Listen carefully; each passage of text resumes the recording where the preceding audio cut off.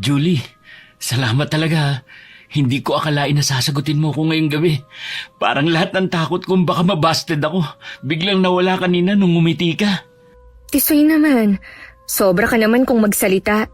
Hindi naman ako ganun kaganda o ka-espesyal eh. Pero, oo, ayoko nang patagalin pa. Hindi na ako ganong magpapakipot. Sinasagot na kita. Kasi sa totoo lang, matagal na rin kitang hinahangaan. Talaga? Hindi nga, Julie.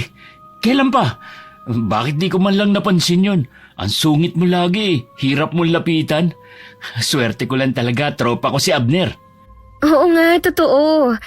Matagal na. Hindi ko na maalala kung kailan nagsimula yon. Pero syempre, hindi ko naman pwedeng ipahalata, no? Lalong hindi pwedeng ako pa yung manligaw sa'yo. Kababae kong tao, no? Tsaka, lagot ako kay nanay at tatay, lalo na sa Kuya Abner ko. Promise, Julie. Hindi kita lulukuhin. Ikaw ang gusto kong makasama hanggang sa pagtanda. Siguradong sigurado na ako.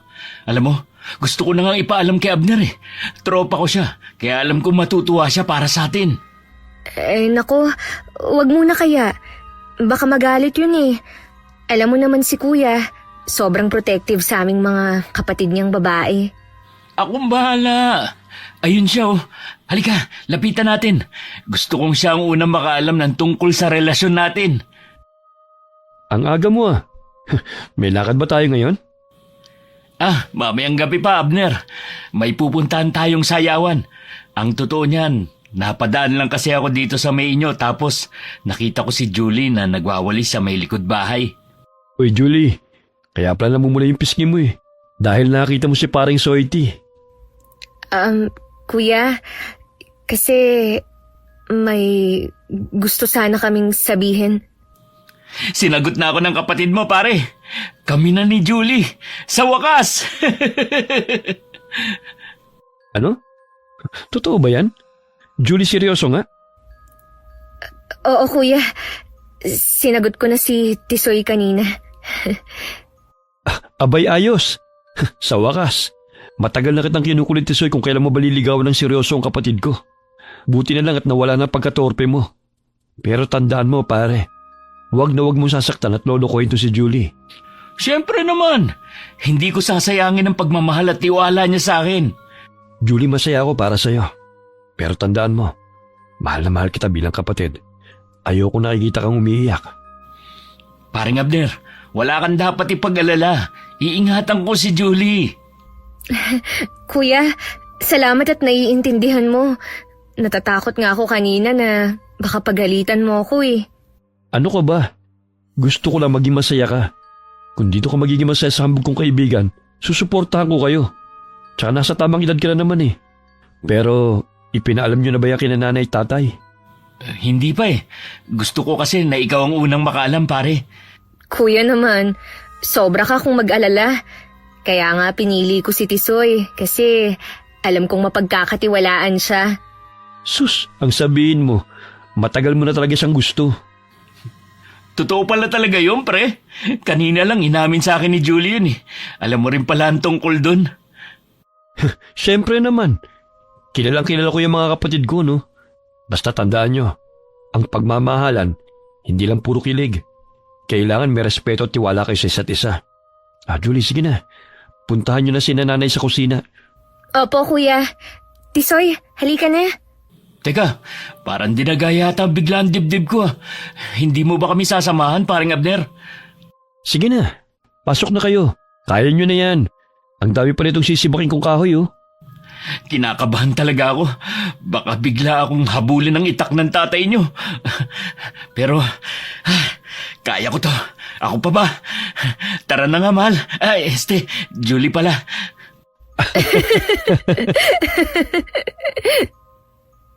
Matagal ko nang iniingatang sikreto ang paghanga ko kay Tisoy, Miss Gwen.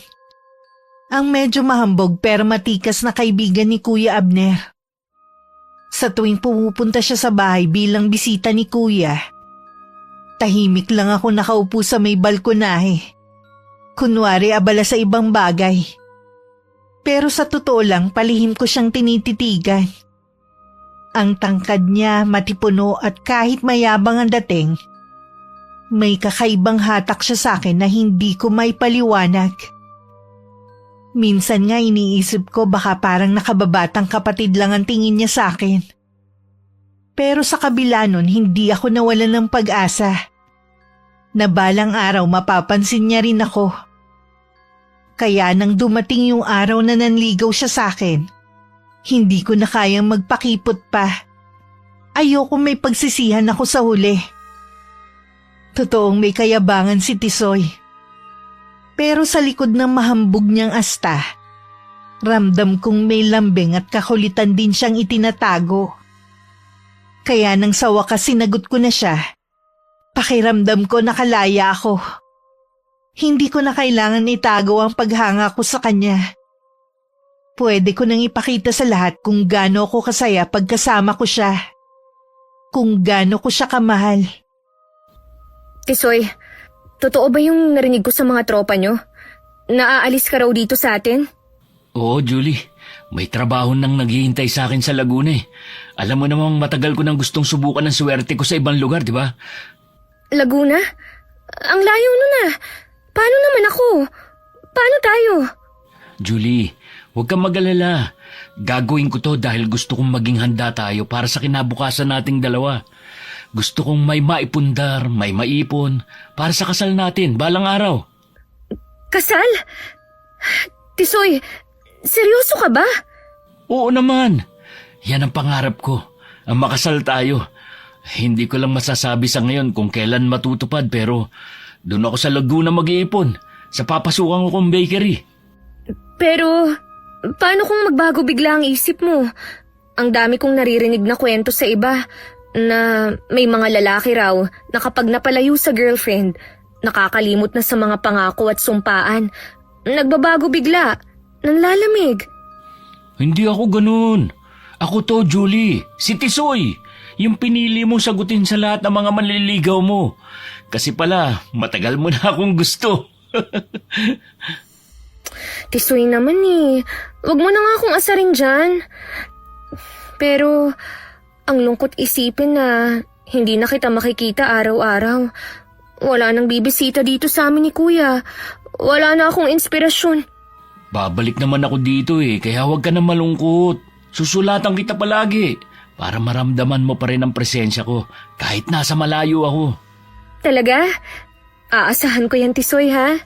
Pangako. Gusto kong malaman mo ang lahat ng nangyayari sa akin dun. Kung paano ako magtrabaho, kung paano ako nag-iipon, at kung gaano kita kamahal kahit hindi tayo magkasama. Ang sweet mo naman. Pero, sana nga, totoo ang lahat ng yan. Aba, ngayon mo lang naisip na sweet ako. Pero seryoso, Julie. Mahal na mahal kita. Gagawin ko to hindi lang para sa sarili ko, kundi para sa atin. Para sa kinabukasan natin. Kung ganoon, umasa kang maghihintay ako. Basta wag mong kakalimutan ng mga pangako mo, Tisoy. Ako rin, Julie. Medyo hambog man ako at makulit. Seryoso ako sa'yo. Hindi ako mawawala sa'yo. At hindi ko hahayaang masayang ang tiwala mo sa akin. Kailan ka aalis? Sa Makalawa na, maaga akong babiyahe. Sa Makalawa na agad? Bakit ang bilis naman? Kasi kailangan na raw ng tiyuhin ko ng helper sa panaderya niya. Nakakaiyak talaga. Pero sige na nga. Pipilitin kong magpakatatag dito. Mag-iingat ka palagi doon, Tisoy. Salamat, Julie. Ako, pipilitin ko maging karapat-dapat para sa'yo. Magtatrabaho ko, mag-iipon, at babalik dito bilang lalaking mapapangasawa mo. Naku, huwag kang ang ganyan. At baka lalo lang akong ma-inlove sa'yo eh. Di mas mabuti. Kasi gusto kong araw-araw ka ma-inlove sa akin, kahit wala ako sa tabi mo. Basta, huwag mong kalimutang sumulat ha. Sasagutin ko yun agad. Pangako. At ikaw din, huwag kang magpapaligaw dito habang wala ako, ha? Naku, hinding-hindi. Patay na patay kaya ako sa'yo. Nag-iisa ka lang dito sa puso ko, Tisoy. Mabigat ang pakiramdam ko nang ihatid namin ni Kuya Abner si Tisoy sa daungan. Sa bawat hakbang na mga paa ko papalapit doon, parang mas lalong naninikip ang dibdib ko.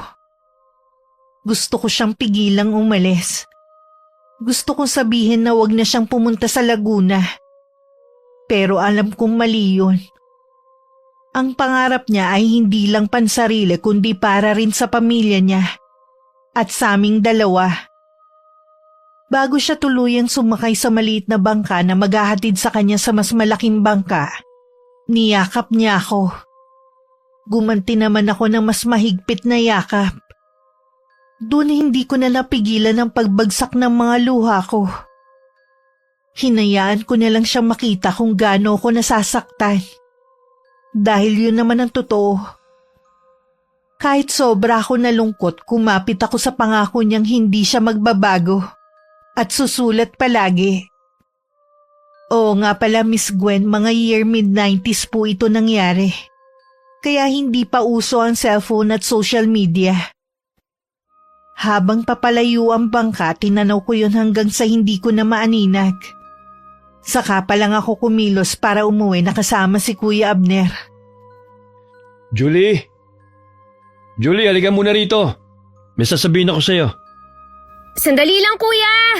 Tatapusin ko lang tong paghuhugas ng pinggan. Ano yun, kuya? Parang seryoso ka.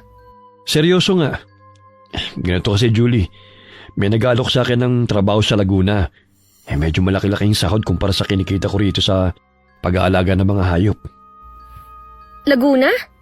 Dun sa pinapasukan ni Tisoy? Oo. Malapit sa bakery na pinapasukan ni Paring Tisoy. Alam kong malayo ang syudad pero malaking tulong to para sa pamilya natin. At isa pa, gusto kitang tanungin, Julie. Gusto mo bang sumama sa akin? Ako? Sasama sa'yo sa Laguna? Talaga, kuya? Oo. Kung gusto mo lang naman.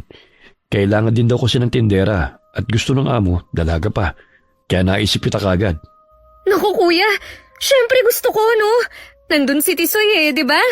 Hindi na ako maghihintay sa mga sulat niya dahil pwede ko na siyang makita ulit sa personal. Hindi na ako malulungkot lagi. Yan ang nga bang sinasabi ko eh. Hindi lang trabaho ang habol mo kundi si Paring Tisoy din.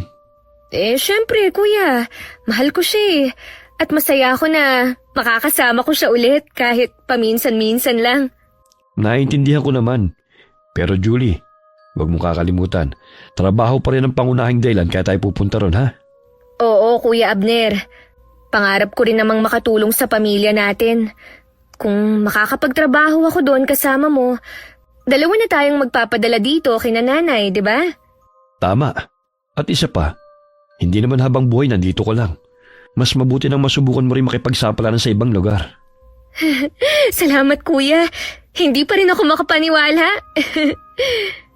Huwag ka muna masyadong masabik dyan.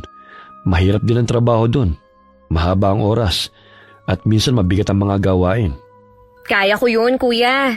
Kung si Tisoy nga kayang magsakripisyo, dapat ako rin. Ganyan dapat. Pero Julie, payo lang ha. Pagdating natin doon, huwag ka magpapakita masyado kay Tisoy. May trabaho siya, may trabaho ka rin. Kailangan nyo mag-focus pareho. Opo, Kuya. Naiintindihan ko. Pero hindi mo rin maaalis sa akin na maging masaya dahil magiging malapit na ulit ako sa kanya. Ewan ko sa'yo. Masyado kang in love doon sa tropa ko. Alam kong sa una hindi papayag si nanay, lalo na't bunso ka. Pero kukumbinsin natin sila. Salamat talaga, Kuya. Kaya simulan mo nang ihanda ang mga dadalhin mong gamit. Sa susunod na alis ng bangka, babiyahe na tayo. Ilang araw na lang, Kuya. Kinakabahan ako pero mas lamang yung nararamdaman kong pananabik. Basta lakasan mong loob mo, Julie. Tandaan mo, hindi biro makipagsapalaran sa ibang lugar. Pero kung magkasama tayo, mas magiging magaan ang lahat. Mababantayan pa rin kita at magagabayan, kaya siguradong hindi ka mapapahamak. Oo, Kuya. Alam mo rin namang mabait ako at masunurin. Yan ang gusto ko marinig. Hindi ko halos maipikit ang mga mata ko kinagabihan. Ang daming gumugulo sa isipan ko. Hindi problema. kundi yung sobrang saya at pananabik. Sa wakas matatapos na rin ang mga araw ng lungkot at pangungulila ko kay Tisoy. Parang kailan lang halos gabi-gabi ako umiiyak. Tinupad naman niya ang pangako niyang laging susulat. Pero iba pa rin kapag kasama ko talaga siya. Kahit hating gabi na, naglalaro pa rin sa isipan ko ang mga eksena kapag nagkita kaming muli. Iniisip ko kung ano kaya magiging reaksyon niya kapag nakita niya akong bigla sa Laguna. Siguradong magugulat siya. Hindi ko napigilang mapangiti habang nakatitig sa kisame. Sa bawat oras na lumilipas, mas lalo ako nananabik. Kung pwede ko lang talagang hilahin ang oras ay ginawa ko na. Kuya, ang bilis ng mga pangyayari. Kanina lang, nag-aayos na ako ng mga gamit na dadalhin papuntang Laguna. Ngayon, bigla na lang tayong na-delay dahil sa pagkamatay ni Kuya Wancho. Parang hindi pa rin ako makapaniwalang wala na siya. Oo nga, Julie. Hindi lang basta sakit ang ikinamatay niya. Iba raw ang dahilan. Kahapon lang malakas pa siya. Tapos ngayon wala na. Nakakakilabot, Kuya. Kanina sa lamay, napansin mo ba? Ang daming nagbubulungan. Para bang may pinag-uusapan sila na ayaw iparinig sa iba? Napansin ko nga rin. May mga chismis na hindi raw natural ang pagkamatay ni Wancho, Julie. Baka totoo nga. Anong ibig mong sabihin? Barang ang dahilan, Julie. Barang? Kuya, huwag mo nga akong takutin. Hindi ako naniniwala sa ganyan. Siguro inatake lang siya sa puso. Hindi. Nakita mo bang namaga ang buong katawan niya? May mga pasa sa leeg at parang kinain ng kung anong hindi nakikitang hayop. At ang sabi ng matatanda, bago daw namatay si Wancho, nagsisisigaw daw na may babae nakatayo sa may paanan ng higaan niya. Diyos ko, Kuya. Pero bakit naman siya babarangin? Dahil sa kalokohan niya. Alam mo naman si Wancho hindi marunong makontento. May asawa na, pero nambababae pa. May isa pa siyang karelasyon sa kabilang baryo bukod kay Gina na asawa niya. Kaya pala parang galit yung mga kamag-anak ni Ate Gina. Ang sabi nga, isa raw sa mga niloko niyang lumabi sa isang mangkukulam.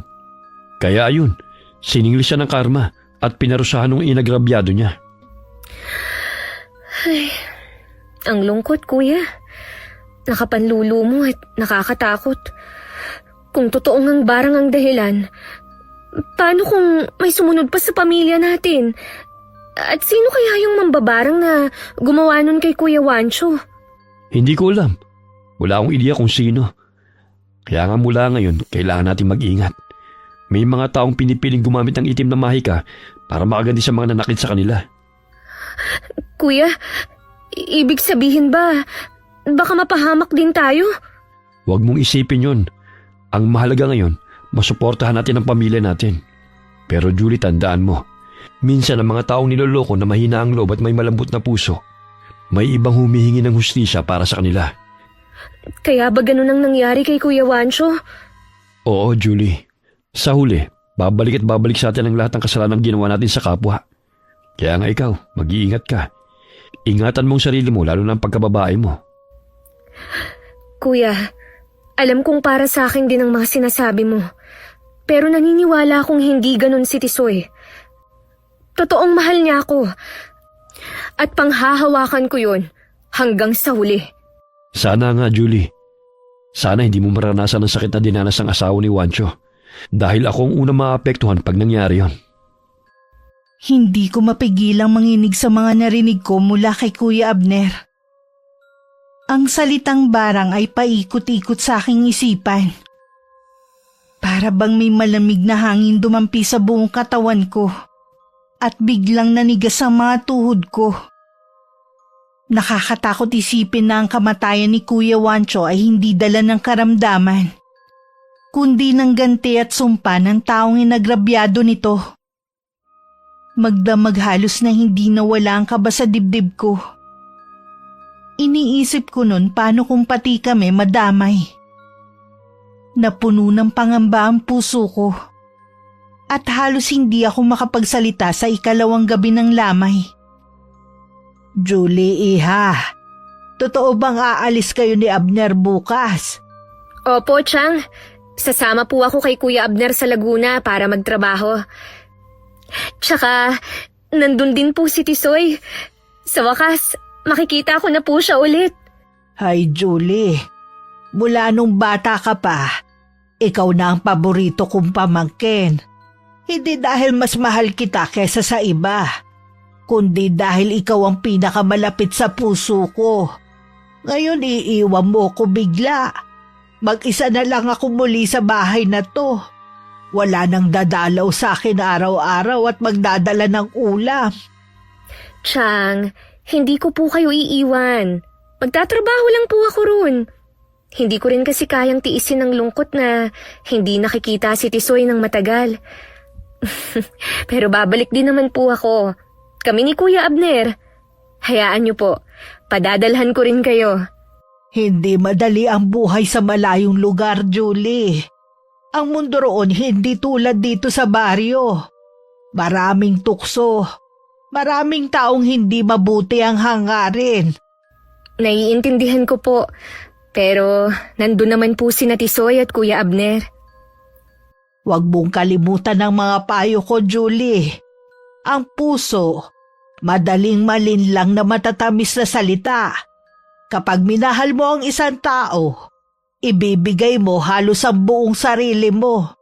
Pero kapag nasaktan ka, malaking sugat yon sa puso mo. Kaya huwag kang padadala sa tukso. At huwag puro puso ang paiiralin mo. Opo, Chang. Lagi ko pong tatandaan lahat yan. Kayo rin po mag-iingat kayo dito palagi. Pasya lang kayo sa bahay kapag nalulungkot kayo at kailangan ng makakausap. Nandun naman palagi si nanay. Julie, hindi lahat ng pagmamahal tinutumbasan ng katapatan.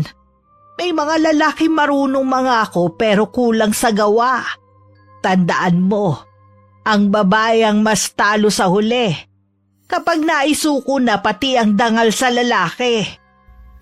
Huwag po kayong mag-alala. Buo po akong aalis dito sa probinsya. Kaya buo rin po akong babalik. Huwag kang magpapabaya sa sarili, Julie, ha? Mahal na mahal kita. Ang tanging hiling ko lang huwag kang uuwi sa baryong to na durog ang puso. Mahal din kita, Chang. Salamat po sa mga payo at paalala. Anak, hindi kita mapipigilan sa mga desisyon mo sa buhay.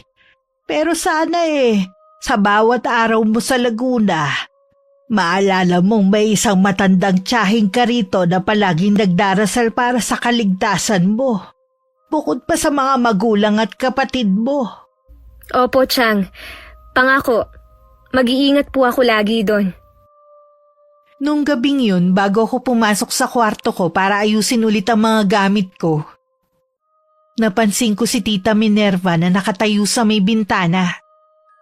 Tahimik lang siya. Nakatingin sa labas na para bang may malalim na iniisip. Nung una ay nakala kong nalulungkot lang siya dahil aalis na ako. Pero habang tinititigan ko siya, may kung anong kakaibang aura akong naramdaman sa kanya. Parang may kakaibang tala sa paraan ng pagtitig niya sa kawalan. Habang nakahiga ako at nagpapaantok kinagabihan, naiisip ko pa rin ang ekspresyon ng mukha ni Chang. Para bang bigla siyang naging ibang tao sa paningin ko. Ayokong patagalin ang agam-agam sa isip ko kaya pinilit ko ang sarili kong matulog. Hindi ako pwedeng magpuyat. Dahil biyahe na namin ni Kuya Abner kinabukasan. Sa wakas makikita ko na muli si Tisoy, ang lalaking pinakamamahal ko. Tisoy! Tisoy! Julie, mahal ko. Kumusta ka? Sa wakas nakita rin kita ulit. Hindi naman to panaginip lang, di ba? Totoong nasa harapan na kita ngayon, Tisoy, di ba? Totoo to, Julie. Yakap nga kita, Hindi ka na nanaginip lang. Ang tagal kong hinintay ng araw na to. Palagi kang laman ng isip ko habang nagtatrabaho. Ako naman, halos gabi-gabing umiiyak. Pero ngayon, lahat ng lungkot ko, napalitan na ng saya. Nandito na ako. Hindi na tayo mangungulila at masasabik sa isa't isa, Julie. Aba, Julie, hindi ko inaasahang makikita kita rito. Lori? Ikaw, anong ginagawa mo rito? Julie, hindi ko pala nasabi sa'yo sa sulat. Si Lori, katrabaho ko dito sa bakery. Matagal na rin siya rito. Nauna pa siya sa akin. Oo, tama ang sinabi ni Tisoy. Ako ang isa sa mga tumulong sa kanya nung bago pa lang siya rito.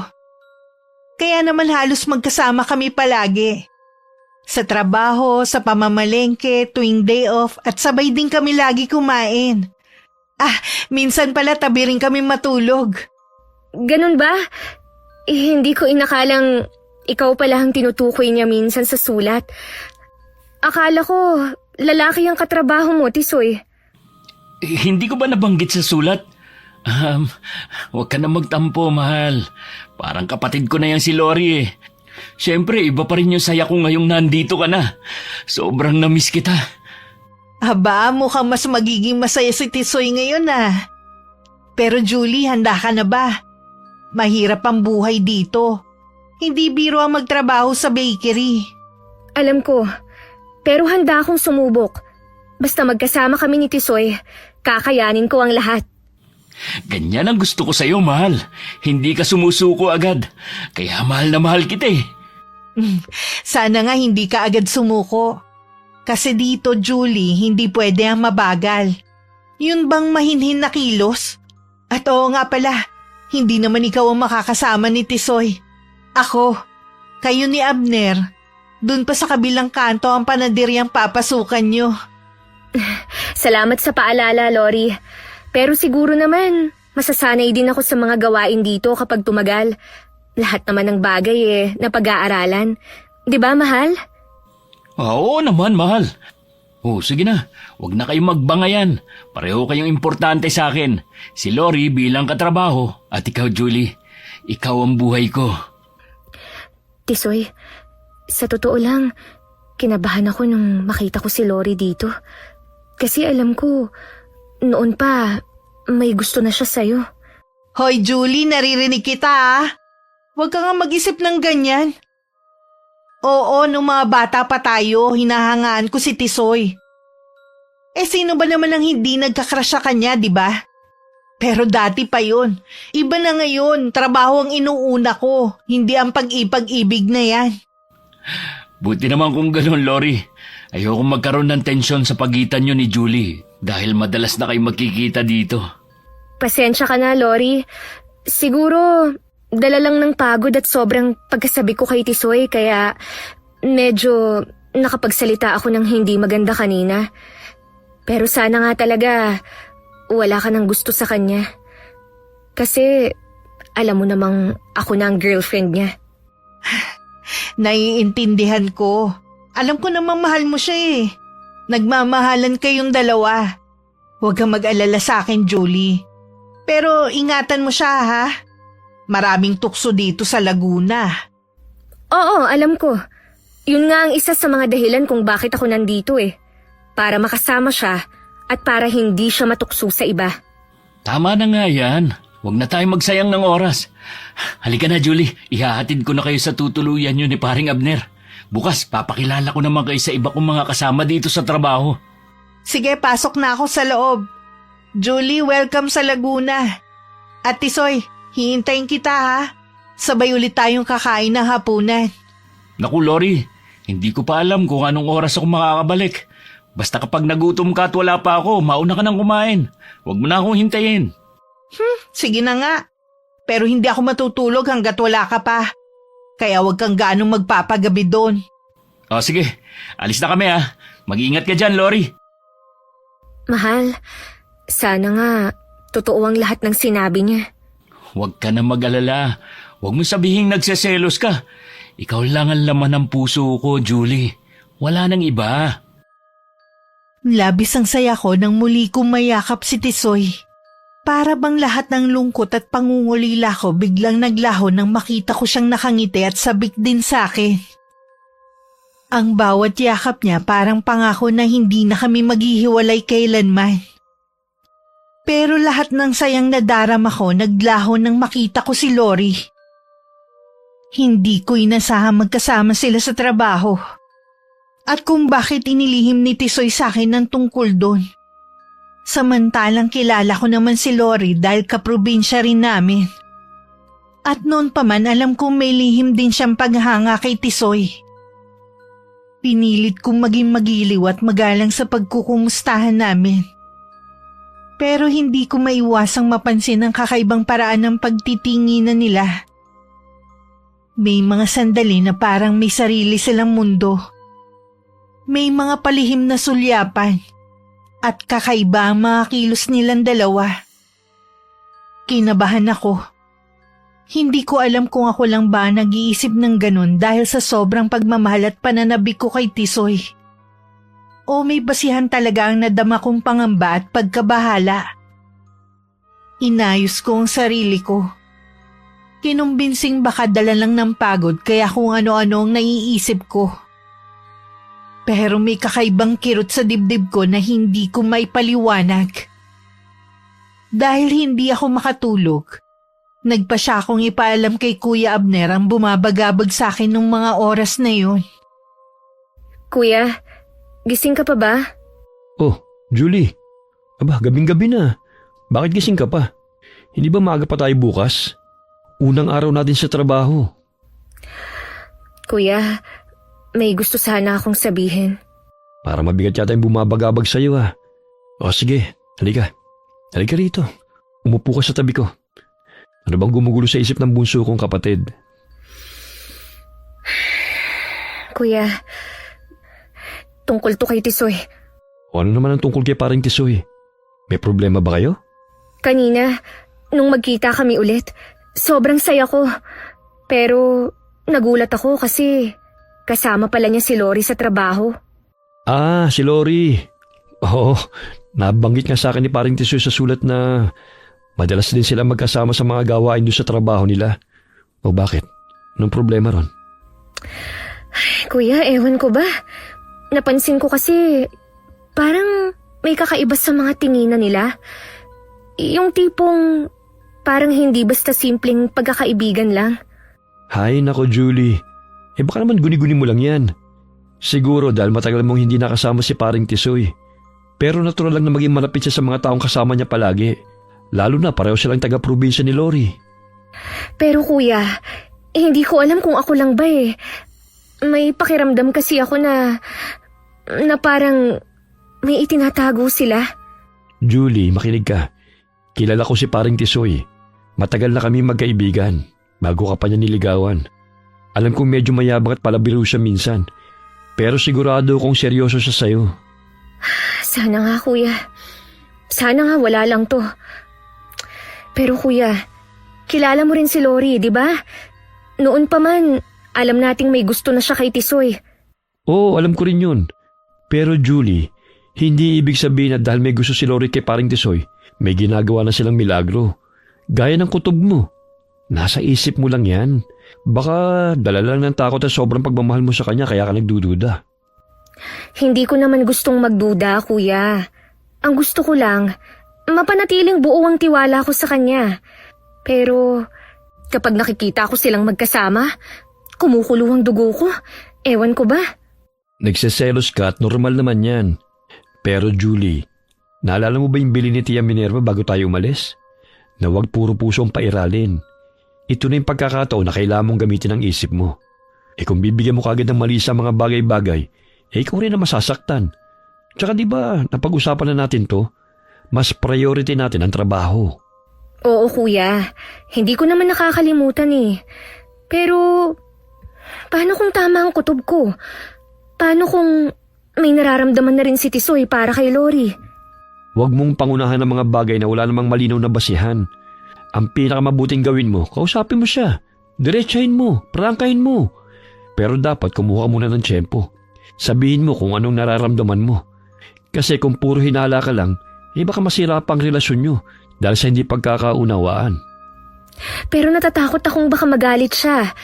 O baka isipin niyang hindi ako nagtitiwala sa kanya. Julie, kung tunay siya nagmamahal sa'yo, hindi siya magagalit kapag nagsabi ka ng nararamdaman mo sa kanya. Maiintindihan niya na babae ka, na natural lang magselos at matakot maagaw sa'yo ang taong mahal mo. At doon mo rin masusubukan kung gaano talaga siya kaseryoso sa'yo. Sige kuya, hahanap lang ako ng magandang tiyempo. Sa ngayon, ipapahinga ko muna ang isip ko. Ganyan nga, bunso. Huwag mong hayaang lamunin ka ng selos at pagdududa. Tandaan mo, nandito lang ako. Kung may mangyari man na hindi maganda, ako mismo kakausap ni paring Tisoy. Hindi ko hahayaan na masaktan at magrabyadong kapatid ko. Salamat kuya. Maraming salamat. Lagi mo akong kakampi, Julie. Pero sana, ibigay mo rin sa boyfriend mong tiwalang gaya nun, nung bago pa lang kayong magkarelasyon. Oo kuya, tama ka. Hindi ako dapat maghinala, lalo na't walang sapat na basihan. Kailangan kong magtiwala sa mga pangako niya sa akin. Yan, ganyan nga. Magpahinga na tayo, bunso. Bukas panibagong araw na naman. At tandaan mo, mas nagiging matibay ang pagmamahalan kapag may tiwala kayo sa isa't isa. Salamat ulit kuya. Matutulog na ako. Sige, ako rin. Huwag ka na mag-isip ng kung ano-ano. Sa totoo lang, hindi ko maiwasang magtampo sa kuya ko noon. Nung ibahagi ko sa kanya ang dahilan ng mga pangamba ko at agam-agam, umasa akong maiintindihan niya kung bakit ko nararamdaman ang mga yon. Pero sa halip na unawain niya ako, parang mas kampi pa siya kay Lori. Gusto kong isiping baka tama nga siya. Na baka nga nagpapadala lang ako sa selos at takot. Pero may isang bahagi talaga ng isip ko ang parang nagbibigay ng babala. Napahugot na lang ako ng malalim na hininga pagkatapos. Habang nakahiga ako at nakatitig sa kisame, tahimik ako nag-iisip. Hindi na lang siguro ulit ako magkukwento kay kuya. Kasi parang wala rin namang saysay. Pero naisip ko rin sa huli si Kuya Abner pa rin ang magiging takbuhan ko.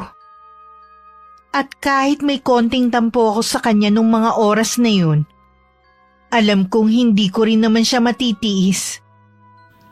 Oh, Julie, buti naman at dumating ka na. Halika, dito ka na maupo sa tabi ko. May sasabihin sana kami sa'yo eh. Ano ba yun, Tisoy? Para yatang ang seryoso ng pag-uusapan natin ah. Hindi naman masyadong seryoso, Julie. Basta magandang balita to. Kaya nga sabay namin gustong ipaalam sa'yo eh. Sige, nakikinig ako. Julie, nagpaalam kami sa boss namin na uuwi muna sa probinsya natin. At alam mo ba, pinayagan kami. Kaya makakauwi na kami ni Lori sa susunod na biyahe ng bangka. Ganun ba? Aba, maganda nga yan. Matagal na rin kayong hindi nakakauwi sa atin eh. Oo nga eh. Sabik na rin ako makita si nanay at tatay. At si Tisoy ang nakaisip na sabay na lang daw kami. Para mas makatipid ako kasi siya na ang sasagot sa pamasahe ko. Ang saya, di ba, Julie? Sayang hindi ka pa pwedeng umuwi kasi halos kasisimula nyo lang ni Abner sa trabaho. Buti okay lang na sabay kayo. Paano yun? Walang maiiwan dito sa bakery. Oh, wala nga, Julie. Walang mali sa'yo na. Mas praktikal lang.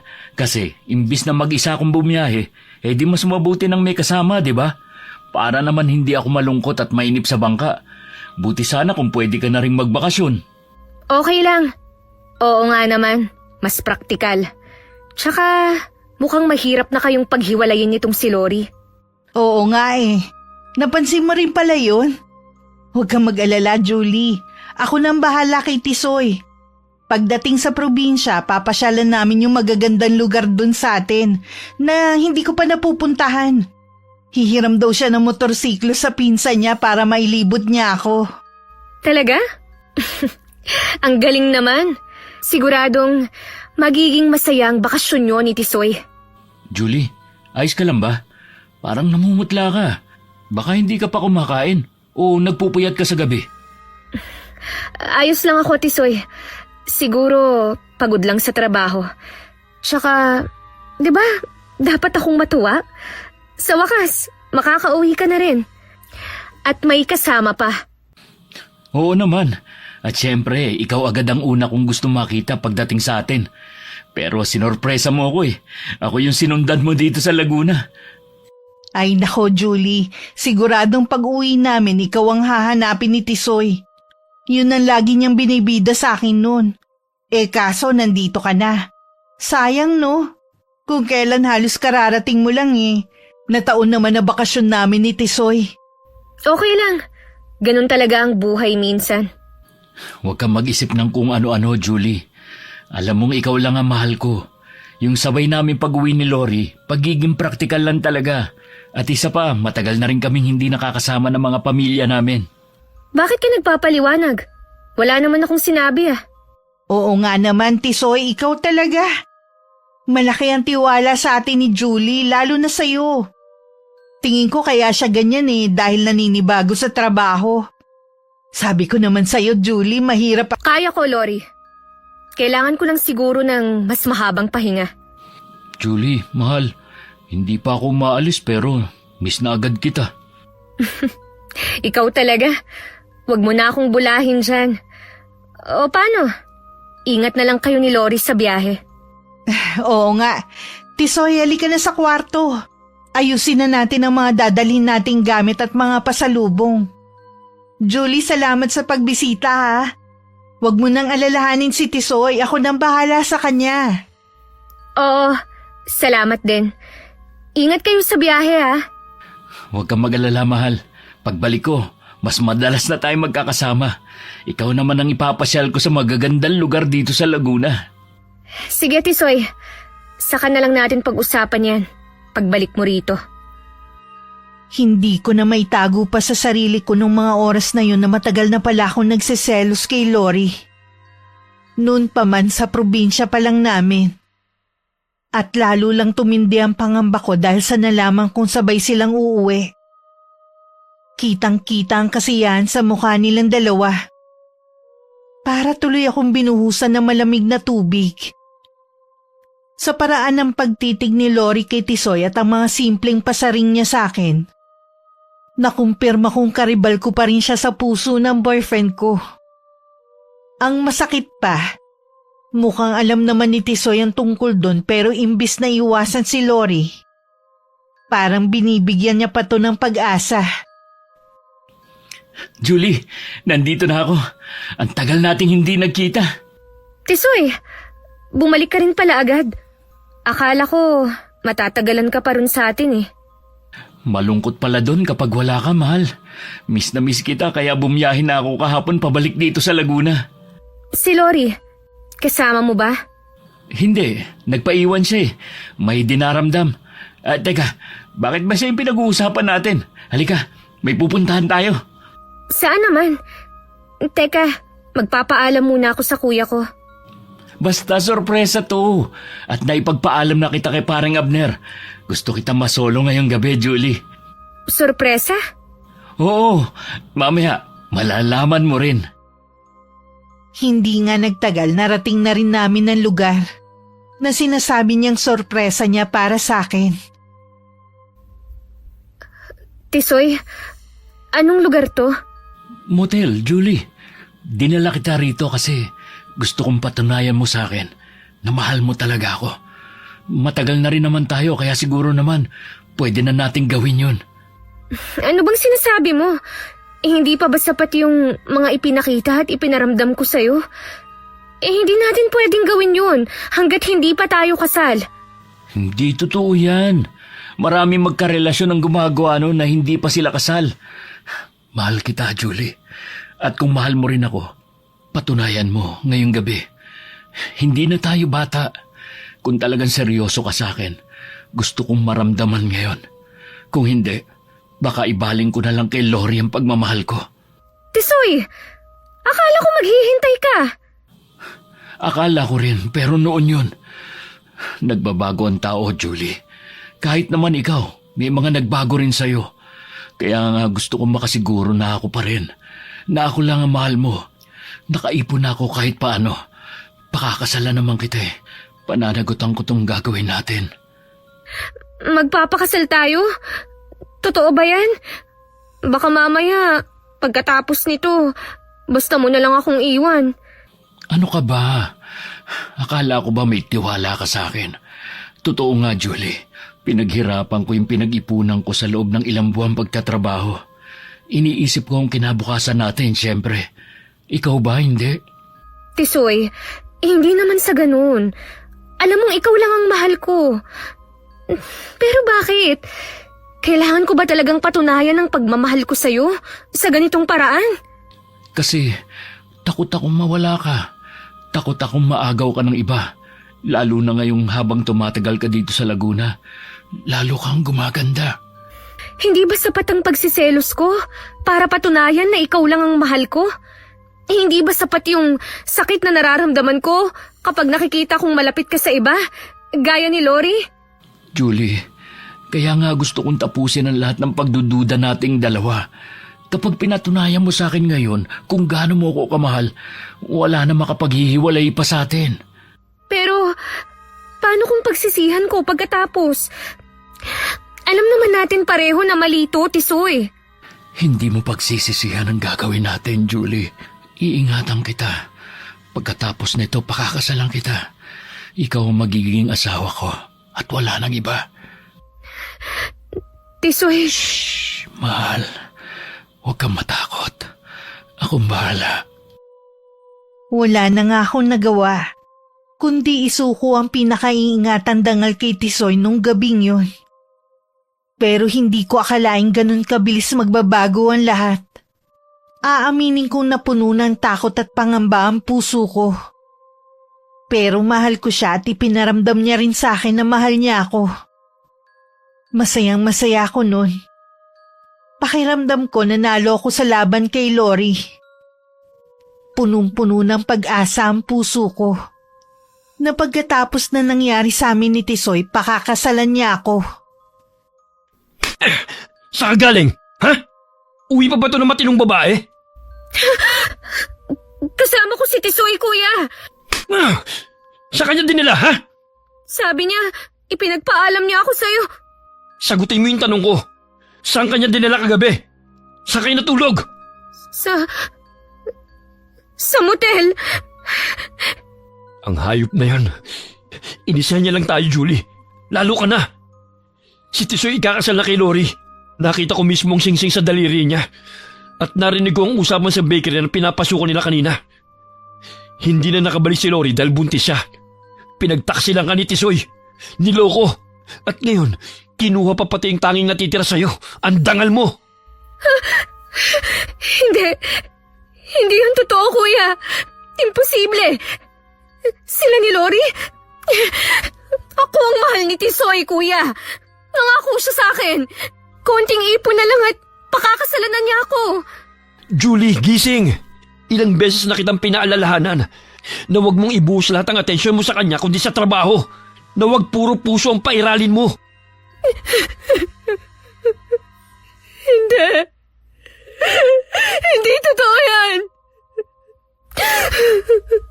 Kung alam mo palang magpapakasal na sila, bakit hindi mo agad sinabi sa akin, kuya? Bakit hinayaan mo umantong pa sa puntong may nangyari sa amin? Julie, ayoko masaktan ka. Kaya hindi ko kagad sinabi sa'yo. Isa pa, ang alam ko nasa probinsya si Tisoy. Yung pala binalikan ka pa talaga para lang. Hayop siya. Kuya, hindi ko matatanggap to. Lahat ng oras, lahat ng tiwala, lahat ng pagmamahal ko, ibinigay ko sa kanya. Tapos sasabihin mo sa akin, buntis si Lori at ikakasal na sila.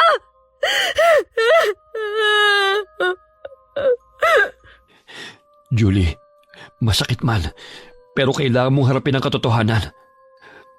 Kahit kaibigan ko siya, nagawa ka pa rin niyang lokohin at gaguhin. Wala siyang kwentang tao. Kuya, ano nang gagawin ko ngayon? Hindi ko kaya. Hindi ko kayang tanggapin. Tisoy, bakit mo ito nagawa sa akin? Bakit?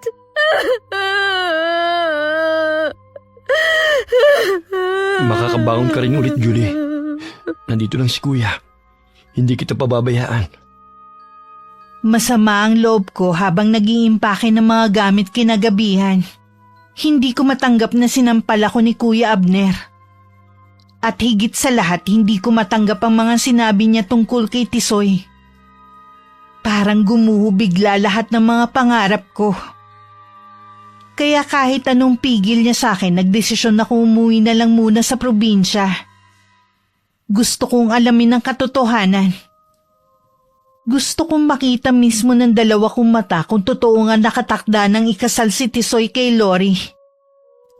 Habang inilalagay ko ang mga damit sa dala kong bag, ramdam ko ang matinding kirot sa puso ko. Hindi ko alam kung galit ba ang nangingibabaw sa akin ng mga oras na yun o ang labis na sakit at pagkabigo. Ang alam ko lang kailangan kong malaman ang buong katotohanan. Pagdating ko sa bahay namin sa probinsya, mukhang inasahan na nila ang pag-uwi ko. Wala man lang nagulat kina tatay at nanay, at pati na sa mga kapatid ko. Inasikaso naman nila ako. Kinumusta. Pero si Tia Minerva nanatiling tahimik lang sa isang sulok. Tahimik na nakatitig sa akin. Julie anak, bakit ganyan ang itsura mo? Namumugto ang mga mata mo. Halika, umupo ka rito sa tabi ko. Tia Minerva, ang sakit. Ang sabi ni Kuya Abner, niloloko lang daw ako ni Tisoy. Pero hindi ko kayang paniwalaan. Kasi mahal ko siya. Mahal na mahal ko po siya. Huwag mo nang pahirapan ang sarili mo, Julie. Totoo ang sinabi ng kuya mo. Niloko ka ng Tisoy na yun. Hindi pwede, Chang. Hindi pwede. Nangako siya. Nagplano na kami ng kasal. Ng bubuing pamilya. Bakit niya gagawin to sa akin? Anong kasalanan ko? Dahil wala siyang takot sa Diyos, anak. Hindi siya marunong magpahalaga. Ang lalaking yun hindi lang pagmamahal ang kinuha sa'yo. Pati na rin ang tanging natitira mong kayamanan. Ang dangal mo. Ninakaw din niya. Paano niya nagawa sa akin to, Chang? Ang buong akala ko, pareho kami ng nararamdaman na magkasama naming haharapin ang bukas. Nasabay kaming tatanda. Kaya nga hindi siya dapat patawarin sa ginawa niya sa'yo. Ang mga ganun lalaki dapat parusahan. Hindi pwedeng matapos ang lahat sa inyo na ikaw lang ang nagdurusa. Habang siya masaya sa piling ng iba. Hindi ako makakapayag. Pero paano? Paano ko siya mapaparusahan, Chang? Sila ni Lori.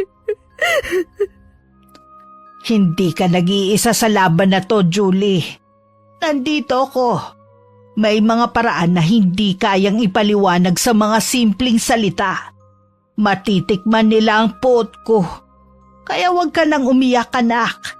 Si Tia Minerva na ang bahala sa lahat. Ano pong ibig niyong sabihin? Ang ibig kong sabihin, oras na para iparanas kay Tisoy ang sakit na ipinaranas niya sa'yo. Hindi siya makakatakas sa kasalanan niya. Sila ng babaeng kasama niyang nagtaksil sa'yo. Hindi ko inasahan ang balitang nakarating sa akin. 1 linggo matapos ang kasal ni Tisoy at Lori. Ayon sa mga usap-usapan, bigla raw nagkasakit ang dalawa. Noong una mga simpleng pantal lang sa balat. Pero habang tumatagal, naging kakaiba na at nakakatakot na ang nangyayari sa mag-asawa. May mga insekto raw na lumalabas mula sa kanilang mga bibig, ilong, mata at maging sa tenga.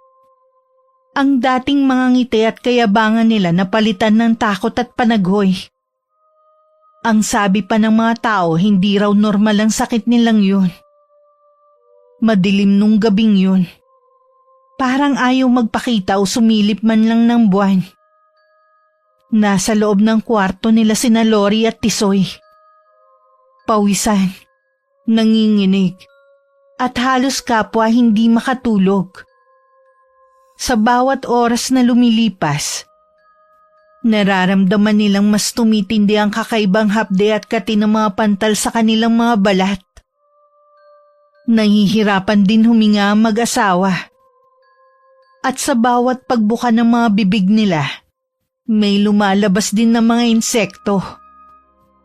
Tisoy! Diyos ko, hindi ko na kaya to! Ang hapde! Parang sinusunog ang buong katawan ko! Lori, kahit ako, hindi ko na alam ang gagawin.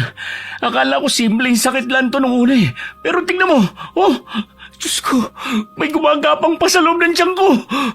Ano bang nangyayari sa atin? Parang sumpa. Hindi to normal. Sino kaya may gawa nito sa atin, Tisoy? Oo, sumpa nga yata. Kanina pa ako napapaisip eh. Baka ito na ang karma sa ginawa natin kay Julie. Karma?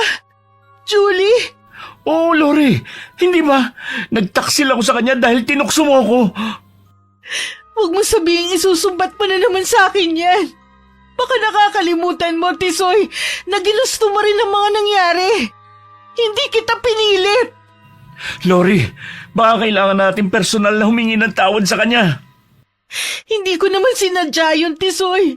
Nagkataon lang talaga na patay ako sa iyo. Pero mali pa rin. Sa batas ng tao at lalo na sa batas ng Diyos. Ngayon, tingnan mo.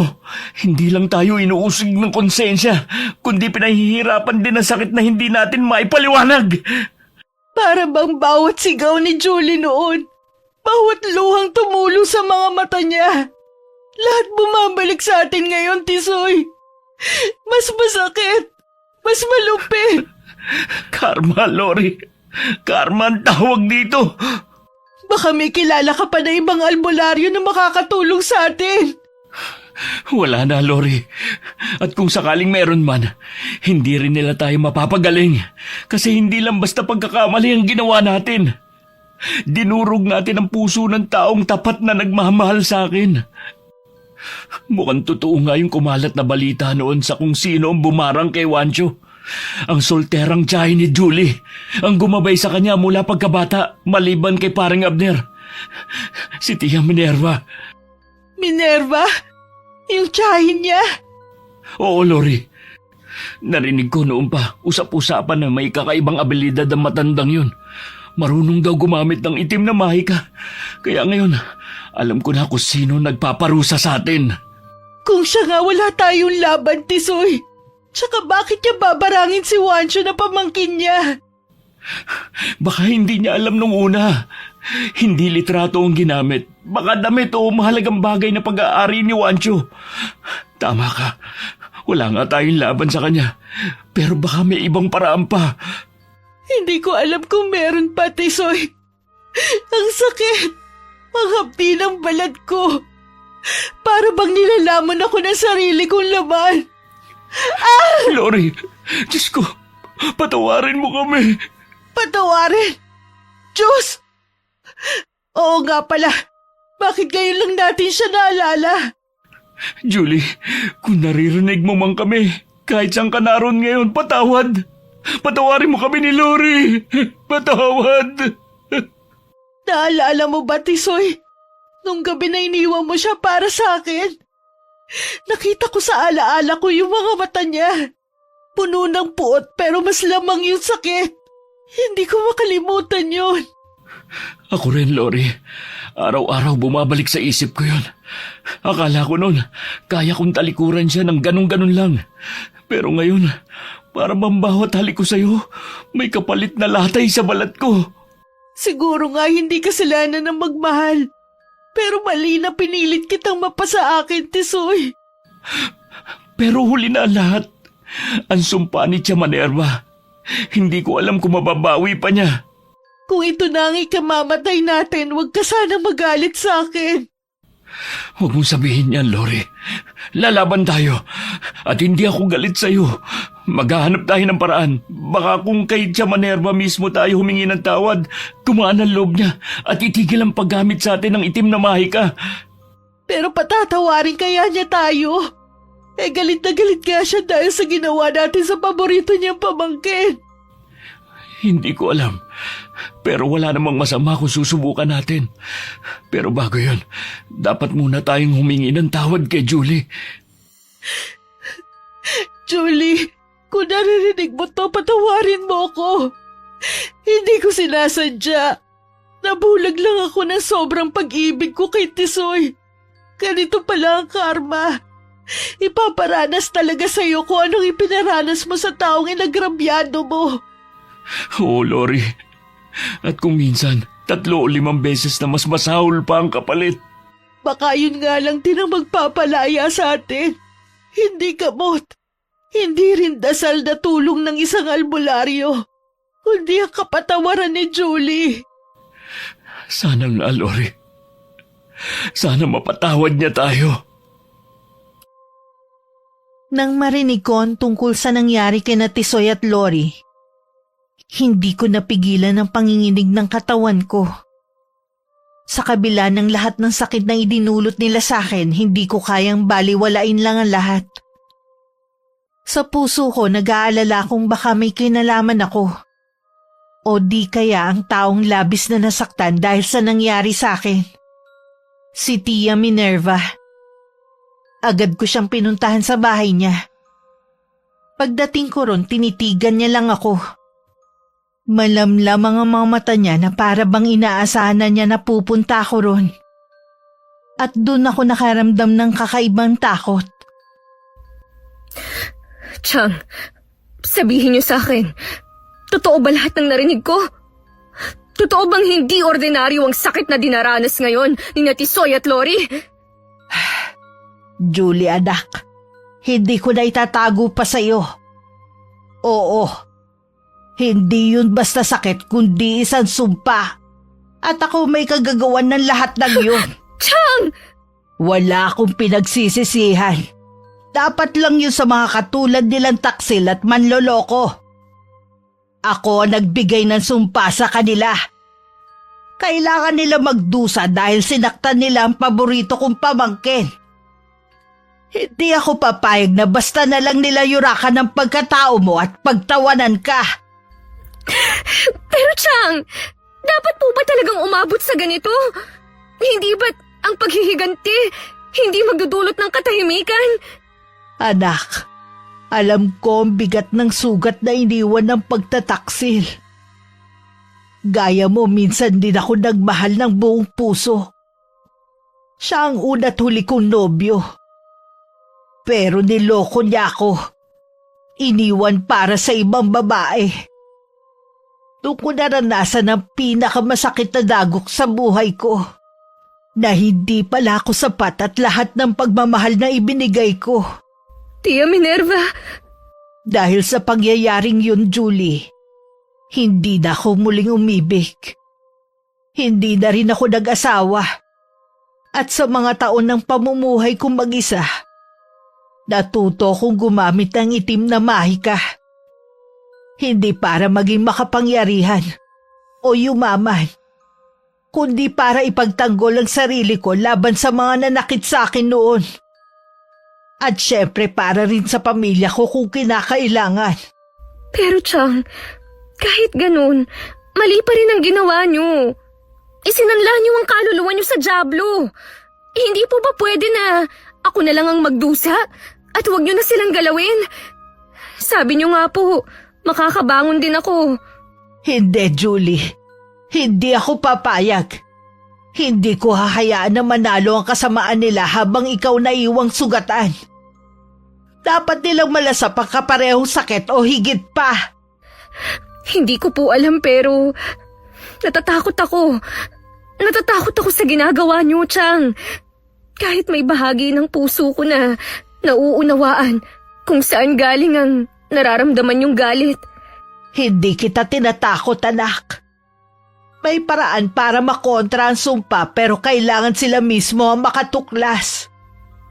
Chang, sana hindi ka na lang po nasaktan noon. Sana hindi ka na lang natutong magmahal ng ganun para hindi mo kinailangang pag-aralan ang paggamit ng ganitong kapangyarihan. Yan ang kinahihinatnan minsan ng taong nadurog ang puso. Yan ang aral na iniwan sa akin ng pagtataksil. At yan din ang dahilan kung bakit hindi ako papayag na masaktan ka nang hindi nakakaganti sa kanila. Nang matapos magkwento si Tia Minerva, nanlamig ang buo kong katawan. Para bang nakakita ko ng ibang anyo niya, ibang pagkatao. Noong mga oras na yun, hindi ko na makita ang bakas ng tiyahin ko na kumupkup noon sa akin. Ang nasa harapan ko ay isang nilalang na nilamon ng galit na dulot ng kataksilan. Natatakot ako. Hindi lang sa taglay niyang kapangyarihan kundi sa posibilidad na baka matulad ako sa kanya pagdating ng araw. Ayoko umabot sa puntong ang puso ko puro galit na lang din ang bumabalot. Oo, nasaktan ako. Niloko. Kinuha ni Tisoy ang dangal ko at iniwan lang ako pagkatapos para kay Lori. Pero habang tinititigan ko si Chang, ramdam ko ang bigat na naging kapalit ng paghihiganti niya. Hindi na nakapag-asawa dahil sa takot na masaktan ulit. Ikinulong niya ang sarili sa nakaraan at ang naging kasama niya ay ang mga anino sa dilim. May galit pa rin ako kay na Tisoy at Lori. Pero mas nangibabaw ang awa ko sa tiyahin ko, na minsang naging biktima rin ng wagas na pagmamahal. Chang, may gusto po akong sabihin. Kanina pa po ito nagpapabigat sa dibdib ko. Naiintindihan ko po kung bakit nyo ginawa yun, kung bakit nyo sila pinarusahan. Pero maawa na po kayo. Bawiin na po ninyo ang sumpa kung pwede. Kahit para man lang sa batang dinadala ni Lori. Julie, pamangkin ko. Bakit mo iisipin yun? Sila ang yumurak sa pagkatao mo. Niloko ka. Sinaktan ka. At kinuha ang bagay na hindi na maibabalik pa kailanman. Hindi ba tama lamang na maranasan nila ang bunga ng kanilang kasalanan? Nakikiusap po ako, Chang. Ramdam ko pa rin po ang sakit ng ginawa nila. Pero sa bawat araw na nakikita ko kayong nagkakasala at sa bawat gabi na iniisip ko ang paghihiganti, lalo lang pong bumibigat ang pakiramdam ko. Hindi ko na kayang mabuhay na puno ng puot sa puso. Huwag ka magpakamartir, Julie. Ang mga taong gaya nila, hindi natututo kung hindi tinuturuan ng leksyon. Kung madidiskubre nila ang pangontra, mawawala na lang ng kusa ang sumpa ko sa kanila. Chang, ako nang bahala sa sarili ko. Kung sila talaga ang nakatadhana para sa isa't isa, hayaan na natin. Kung hindi, sila rin naman ang magkakaproblema balang araw. Pero hindi na sila dapat parusahan sa pamamagitan ng kulam. Uusigin din po sila ng kanilang mga konsensya. At paano ka? Paano ang sugat na iniwan nila sa'yo? Maghihilom ba agad yun kung walang hustisya? Tia Minerva, naniniwala akong hindi sa pagganti nagmumula ang paghilom, kundi sa pagpapatawad. Opo, alam kong mahirap, masakit, at minsan parang hindi makatarungan. Pero kung patuloy kong kakapitan ng galit, ako lang din po ang tuluyang masisira. Ayokong matulad sa inyo na ginugulang buhay sa puot at lungkot. Julie, kaya mo bang magpatawad matapos ang lahat ng ginawa nila sa iyo? Hindi po madali. Alam ko, sa totoo lang, araw-araw ko pong pilit kinakaya. Pero kung hindi ako magpapatawad, hindi ako magiging malaya. Kaya opo, pipiliin ko pa rin ang magpatawad. Hindi dahil karapat-dapat silang patawarin, kundi dahil kailangan ko ng katahimikan. Napakabuti mo, bata. Dalisay ang puso mo. Hindi ko inasahan na sa kabila ng lahat mas pipiliin mo ang kapatawaran kesa paghihiganti. Chang, hindi ko po kayo sinisisi.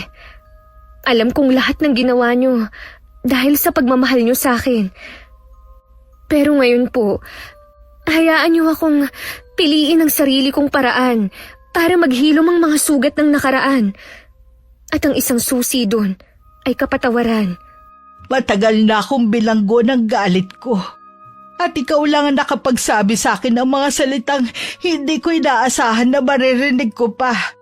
Siguro nga oras na rin para pakawalan ko ang lahat ng galit at hinadakit ko. Chang, gawin po natin ito hindi lang para sa kanila, kundi para rin sa ating mga sarili. Para maramdaman nyo na rin ang katahimikan. Tumayo si Tia Minerva. Tumingala at saka pumikit. Yung postura niya ay parang nagdadasal. Maya-maya pa bumigkas siya ng mga salitang hindi ko maintindihan. Mahina lang ang boses niya pero naghatid sa akin ng kakaibang kilabot. Lalo na nung parang biglang lumamig ang hangin. Ilang sandali pa nagmulat na ulit ng mga mata ang tiyahin ko. Humarap sa akin at sinabing tapos na ang isinagawa niyang orasyon. Nang tuluyan ng bawiin ni Tia Minerva ang sumpakin na Tisoy at Lori, saka lang ako nakahinga ng maluwag. Parang nabawasan ang bigat na nararamdaman ko. Tapos na. Binawi ko na ang sumpa ko sa kanila, Julie. Malaya na sila ulit. Maraming salamat po, Chang. Hindi niyo alam kung gaano kalaking ginhawa yun sa puso ko. Ngayon ko lang din ulit naranasan ang ganitong pakiramdam. Nasilayan ko muli ang liwanag. Akala ko wala nang puwang ang kabutihan sa mundo. Natanging puot na lang ang matibay na sandata. Pero ikaw, pinulat mo kong muli sa katotohanan, anak. Na mas nananaig pa rin ang kabutihan kesa sa kasamaan. Hindi po ako perpekto, Chang. Pero sana, sa pagpapalaya natin sa ating mga galit na nararamdaman, kasabay nun magsimula po tayo ulit. Patuloy pa ring lalaban at sasabay sa mga hamon ng buhay. Hindi pa po huli ang lahat para talikuran niyo ang kadiliman. Oo, Julie. At ikaw ang tumulong sa akin na magbalik loob sa kanya. Pinahanga mo ko. Hindi lang sa kakaibang tapang mo, anak. Kundi sa puso mong marunong magmahal ng wagas at handang magpatawad. Napakarami kong kasalanan sa Panginoon dahil sa paggamit ko ng itim na mahika. Pero tama ka. Hindi pa naman siguro huli ang lahat. Sa kasalukuyan masasabi kong tahimik at masaya na ang buhay ko, Miss Gwen. May asawa kong mabait at maaasahan. At 2 anak na babae na pinakamahalagang yaman namin. Sa bawat ngiti at halakak nila, unti-unting naghilom ang mga sugat sa puso ko na dinulot ng masakit na nakaraan. Hindi naging madali ang lahat. Matagal kong pinasan ang bigat ng pagkabigo ko sa unang pag-ibig. Ang trauma sa panloloko at pagtataksil ni Tisoy sa akin noon. Pero dahil pinili kong bumangon ulit at mag-move on, natutunan ko ang pagpapatawad ay hindi para lang sa mga nanakit sa atin, kundi higit sa lahat para rin sa ating mga sarili. Minsan bumabalik pa rin sa alaala ko ang mga nangyari noon. May mga gabing nananaginip ako tungkol kina Tisoy at Lori. Sa panaginip ko umiiyak ako. Pero pagising ko wala na talaga akong makapangkirot sa puso ko. At pagkalipas na maraming taon, nagkaroon kaming 3 ng pagkakataon na mag-usap muli. Tisoy, Lori, hindi ko akalaing magkikita tayo muli sa ganitong pagkakataon. Julie, Oo nga eh. Matagal ko nang hinintay ito. Kami ni Lori. Hindi ko alam kung paano at saan sisimulan pero gusto kong sabihin na patawarin mo sana ako. Ako rin, Julie. Ang dami kong pagkukulang. Ang dami kong kasalanan sa iyo. Dapat noon pa kinausap na kita. Pero naduwag ako. Mas pinili kong manahimik kahit ang dami ko sanang pagkakataon. Alam nyo, ang tagal kong tinanong ang sarili ko kung kaya ko na bang humarap sa inyo ng walang galit sa puso. Aaminin ko ring ang dami kong iniluha noon. Paulit-ulit tinanong sa sarili kung bakit kailangan nyo akong saktan ng ganun. Pero ngayon, naiintindihan ko na. Totoo pala ang kasabihang lahat ng bagay, lahat ng nangyayari sa atin, may dahilan. Totoong minahal kita noon. Pero naging mahina ako at nagpadala sa tukso kaya hindi ko na napigilan ang mga bagay na hindi dapat nangyari. Pinagsisisihan ko lahat na naging pagkukulang ko sa iyo, Julie. Pero natutunan ko na rin talagang mahalin si Lori. Lalo na ngayong may mga anak na kami. Hindi ko rin pinlanong agawin siya sa iyo.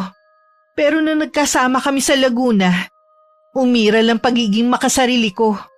Mas pinili kong ipaglaban ang nararamdaman ko para kay Tisoy.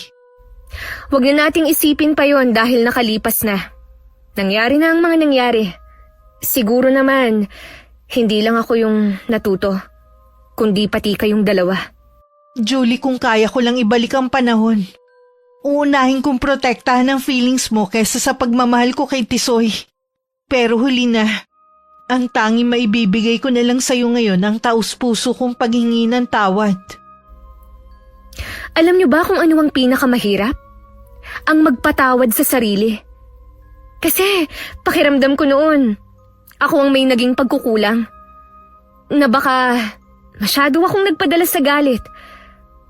Pero sa paglipas ng panahon, gaya ng sabi ko kanina, saka mo palang mauunawaan yung dahilan niya kung bakit hinayaang mangyari ang mga bagay-bagay.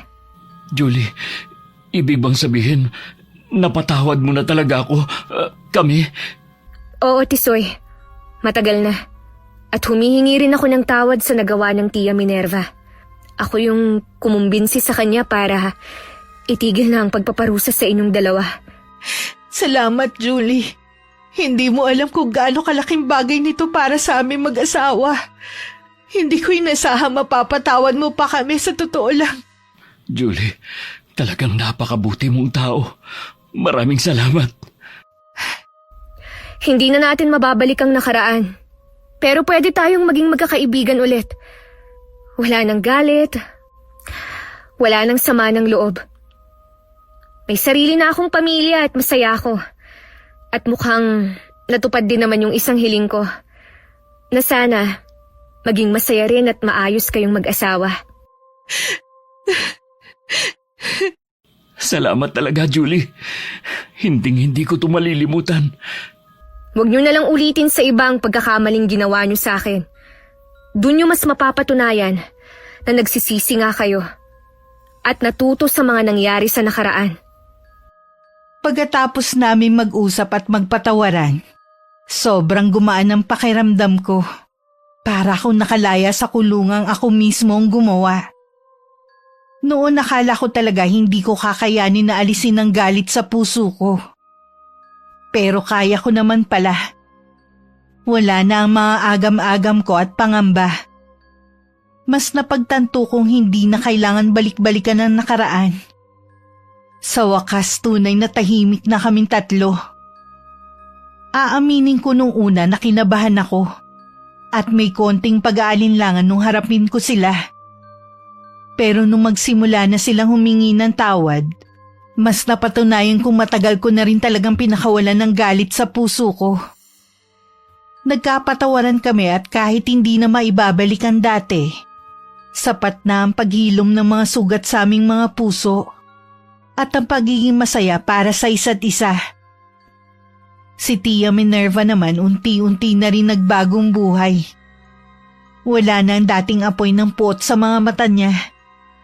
Natutunan niyang tumawa ulit, makisalamuha sa mga tao, at magsimba kada linggo gaya ng dati.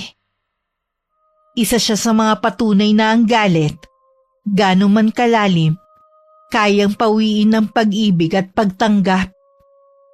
Ngayon kapag nakatingin ako sa mga anak ko, pinapangako ko sa sarili ko na hindi ko sila hahayaang maranasan ang parehong sakit na dinanas ko noon.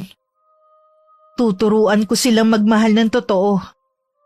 Magpatawad ng paulit-ulit at piliin lang ang kapayapaan kesa kaguluhan. Dahil ako mismo makakapagpatunay na sa huli, laging pinagpapala sa buhay ang mga taong hindi gumagawa ng masama o nanlalamang sa kapwa. Tisoy pare, kumusta ka na? Matagal-tagal din tayong hindi nagkita. Paring Abner, ikaw pala yan. Oo nga eh, parang kahapon lang yung huling usap natin.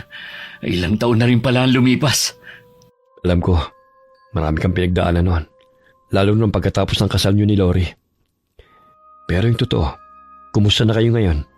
Kayo mag-asawa. Hindi naging madali pre.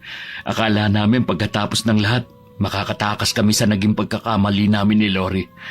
Pero totoo pala, minsan ang bilis lang ng karma. Napakaraming pagsubok ang hinarap namin at nilabanan. Kaya salamat talaga at nakabangon din kami. At ito, mas natuto sa mga bagay-bagay. Mabuti naman kung ganon.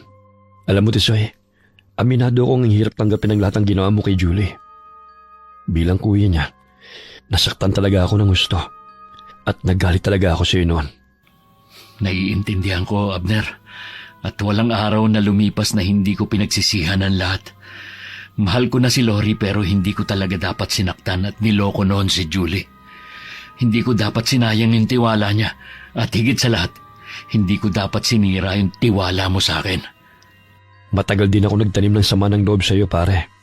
Pero ngayon, palagay ko napatawad na kita. At dahil mahal ko ang kapatid ko, sinubukan kong pagbigyan ng hiling niya.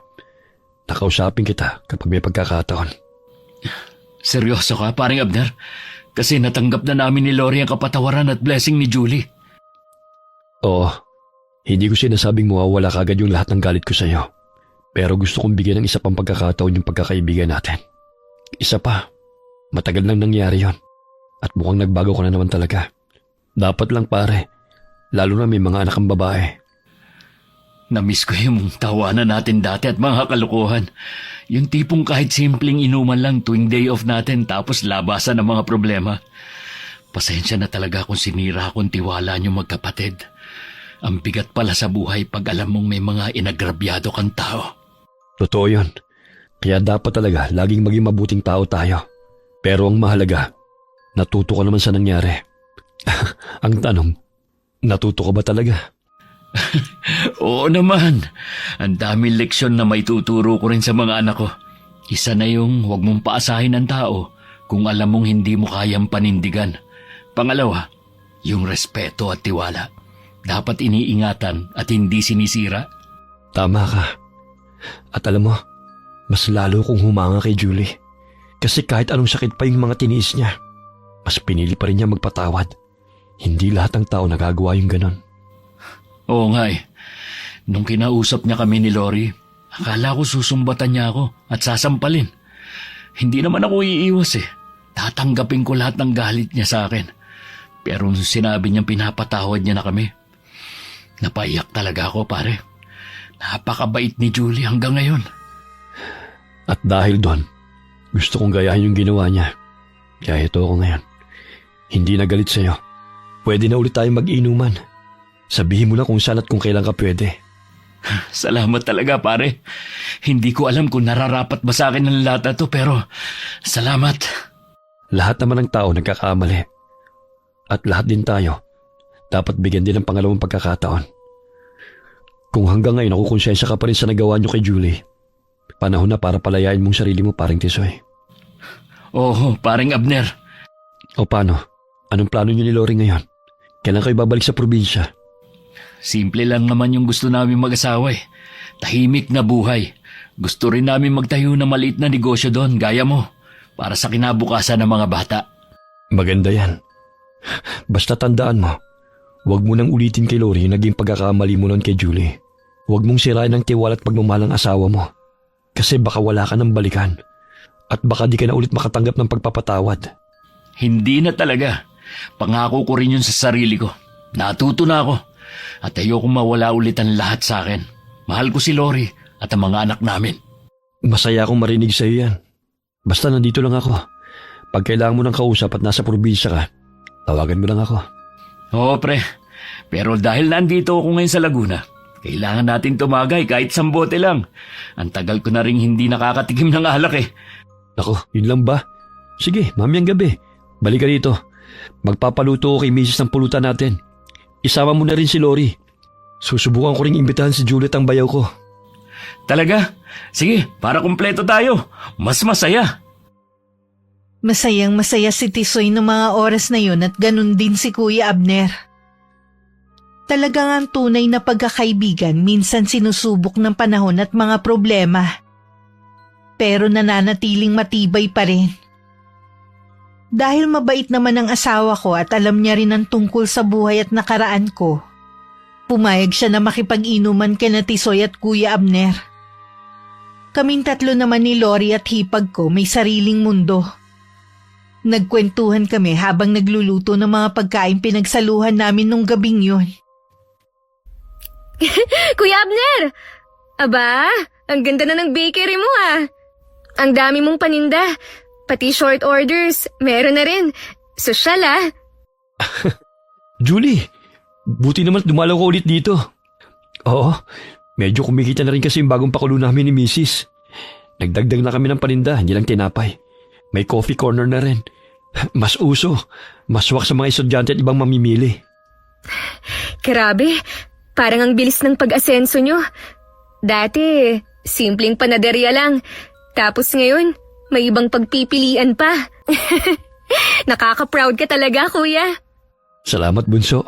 Siyempre, pinaghirapan din talaga namin. Tuloy-tuloy na puyat at overtime. Pero sulit naman lahat kapag nakikita kong napapasaya namin ang mga tao sa simpleng pandesal o kape lang. Ang supportive din kasi ni Mrs. kaya maswerte ako. Sinabi mo pa, kuya. Tsaka ang bilis magsilaki ng mga bata. Parang kahapon lang, buhat-buhat mo pa si Anton. Tapos ngayon, halos kasing tangkad mo na siya. Oo nga eh. Nako, makulit pa rin. Pero masipag naman. Tuwing Sabado, maghapong tumutulong yun dito sa bakery. Di gaya ng ibang binatilo na puro games at gadgets lang. Wow, mana sa'yo, kuya. Family-oriented at business-minded din ang pamangkin kong yun. Alam mo, Julie, dati ang pangarap ko lang, makapagpatayo ng simpleng tindahan. Pero ngayon, hindi lang negosyong naipundar ko. Pamilya ko ang totoong pundasyon ko. Sila yung lakas at inspirasyon ko sa lahat ng bagay. Ang sarap sa pakiramdam, no? Dati, mga tauhan lang tayo sa bakery. Pero ikaw na yung may-ari ngayon. Boss, amo, manager. Salamat sa Panginoon, Julie. Ikaw naman, kamusta ka? Kamusta ang pagsasama niyo ni Bayaw? Ang mga bata? Maayos naman. Masaya rin ako, kuya. Hindi masasabing perfect family, pero tahimik ang buhay at nakakaraos sa araw-araw. Napakasipag din naman ni Edward at responsableng padre de pamilya. Mabuti naman, bunso. Masaya akong marinig yan. Teka, saglit lang ha. Tapusin ko lang itong ginagawa ko, tapos magkakape tayo. Sige lang, kuya. Huwag mo akong alalahanin. Ikot-ikot lang muna ako dito. Mamaya, kapag maraming tao at hindi mo na kaya, tutulungan kita. Sa lahat ng pinagdaanan namin ni Kuya Abner, masasabi ko ang tunay na lakas ng pamilya ay hindi nasusukat sa kung gaano kami kayaman o kalayo ang narating sa buhay, kundi sa kung paano kami nagtatagpo palagi sa gitna ng hirap at ginhawa. Noon may mga panahon nagkakatampuhan kami. Takot ako na baka mawalan ako ng karamay. Pero ito kami ngayon. Mas malapit na sa isa't isa. Hindi na magbabago ang mga nangyari sa nakaraan. Pero natutunan naming mas maging matibay sa mga hamon ng buhay. Ngayon mas tahimik na ang puso at buhay ko. May pamilya akong makakasama hanggang sa pagtanda. At kapatid na alam kong pwedeng takbuhan sa oras ng kagipitan. Sa lahat ng pinagdaanan ko, Miss Gwen, natutunan kong hindi lahat ng masamang gawa ay kailangan gantihan din ng kasamaan. Mas magaan sa puso ang magpatawad. At sa bawat yakap ng asawa ko't mga anak at suporta ng aking Kuya Abner, mas naramdaman kong hindi ako nag-iisa. Wakas,